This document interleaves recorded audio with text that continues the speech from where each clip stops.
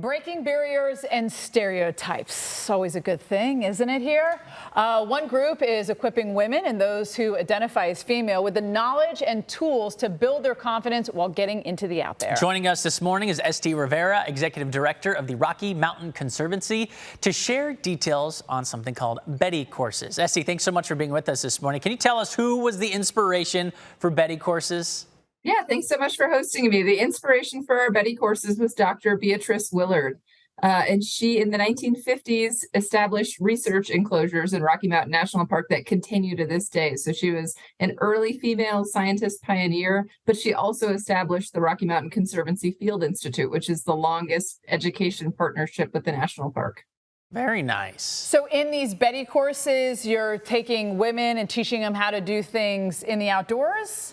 Yeah, exactly. They might have some experience or no experience, everything from fly fishing classes for women, introduction to rock climbing, longer hikes than you might be comfortable taking with friends who aren't as versed in the backcountry, a variety of different classes.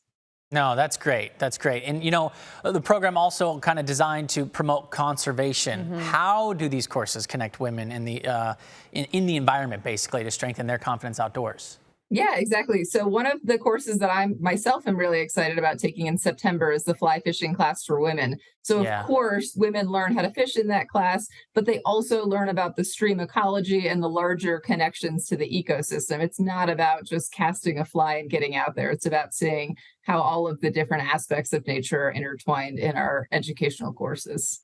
Good luck with the fly fishing. I've tried a couple times and never once have been able to get a But you fish. know what? But you just did. I just did. It's not about what it's about. It's not about catching the fish. No, it's the about whole being outside. I know. But I'm just saying that they try to teach me the wrist flick and everything. Anyhow, back to you. How long do these courses run? Is this a weekend thing or you have to dedicate a whole week to it?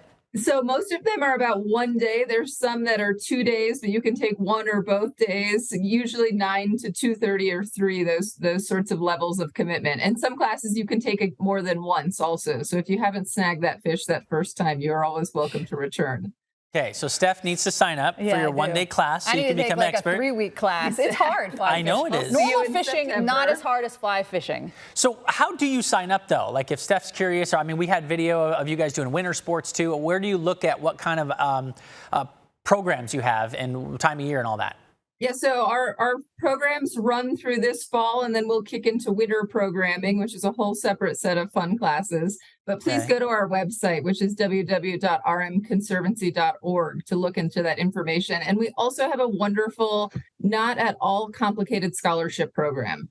So if folks cannot afford all of it or none of the registration fees, we've got a really easy process that folks can ask for assistance on those programs. And that's called our Magnificent Mountain Women Scholarship Program. Is this something happening in every state? Great question. Do you have to... At every national park or just this one? Not every single, but many national parks have education partners like ourselves that offer these sorts of programming. And then the programming also goes back to support the national park itself. Beautiful. And then do you have a favorite? Do I have a favorite? Yes. One of these classes. Which one did you? Yeah.